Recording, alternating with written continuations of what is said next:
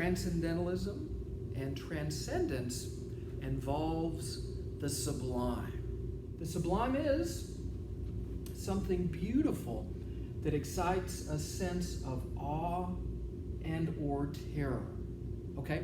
So in 19th century America, what was very common for people to do, especially the transcendentalists, is that they would seek out, right, things that were beautiful and yet made them feel a sense of awe, almost like reverence, and even sometimes terror.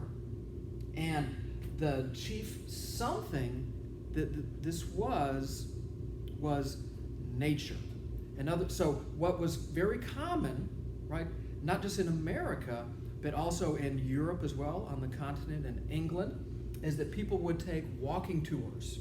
They would go out into nature, and they might take a walking tour to, say, for example, come upon a valley with a wonderful, beautiful vista, or they might take a walking tour up in the mountains, right? And then so they're seeing things in the landscape that excite a sense of awe, right? So these would be things, say for example, personally, the first time I saw the Grand Canyon, it excited within me a sense of awe, of reverence, that here was this thing, the Grand Canyon. I don't know if you've ever seen it before or not, but you need to put it on your bucket list.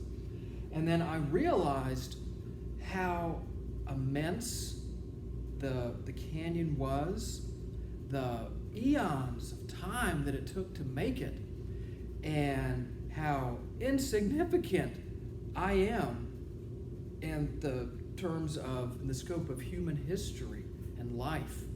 And so, right, sense of awe. And some of these places would excite a sense of terror. Don't confuse terror with horror, right? Horror would be like in the slasher movies, right? Horrific. Terror is something different. In other words, while they were taking these walking tours, they would look over the, for example, they would look over the edge and see the drop-off down, right? All the way down from the cliff face. And they experienced a sense of terror. So what happens is that the self becomes lost in these contrary emotions, right? So what our brains try to do is they try to make sense of these things, right? They try to process. But so what happens is that we kind of get short-circuited because this is so big and our brains are so small. It's like trying to figure out algebra. And so then what happens is that the mind turns off and transcendence is realized. Yeah. And these are what called transcendental moments, transcendental experiences. And again, for the transcendentalists, this something was nature.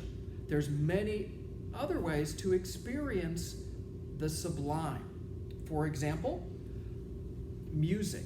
If you're a musician and you're playing your instrument, whether it's with a group of people, like in a band, and you're playing, and then all of a sudden you're aware that the music is done, you've reached the end of that song, and you're not playing anymore, and then you kind of come to and you're like, wait a second, that song we just played is about 5 minutes long, but I don't remember playing that song.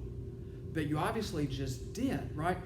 But what happened is that the rational mind was turned off and you experienced a transcendent moment. In other words, you broke free from the space-time continuum. And where were you? You were experiencing the sublime. Another way, sports, right? Yeah. This is a lot of times, if you watch sports and they interview, a star, a person who made a really great play, and the reporter, they always have knuckle-headed questions like this. He was like, hey, Bobby, what was it like? Right? And then the player says, I don't know, man. I was in the zone where they're just performing, they're just moving, and they have no sense of what they're doing. My older brother, when we were in middle school, he was point guard on the basketball team. And you can probably guess I was watching the games. Yeah. And I can remember watching my brother play in that little gym and the noise and the heat, and then driving home, and he was really good. He could just shoot baskets from just so far out. I can remember when we were going home and we were driving home, I asked my brother, I was like, Steve, wow, how can you do that? I was just amazed at how he could do that. And he turned to me and he said, Mark, this is going to sound crazy, but all that I could see was the ball and the basket. In other words, he couldn't see the other players. He couldn't hear the crowd. He couldn't hear the whistle of the referee or the coach yelling, telling them what to do. He just knew. He just knew. It was something innate. It was something inside of him. So what the Transcendentalists were doing is that they were trying to create these moments within themselves, right? So the sublime can be encountered through many different ways. It can be encountered through prayer and meditation, right? Many different ways. But again, for the Transcendentalists, nature is a catalyst to reach the sublime. And the word catalyst, that's like in chemistry class, where you have a solution and you're trying to get the reaction, and the only way to do it is to add another chemical. And then once you put that chemical in there, bang, you get that reaction. And that's what nature does for the Transcendentalists to help them reach the sublime. And then the next thing with the Transcendentalists is individualism. So with individualism, what does that mean? If you refer to your notes, right?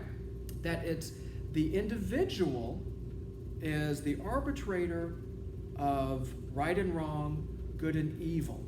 That within each one of us, there is that ultimate judge. And this ultimate judge does not come from society, right?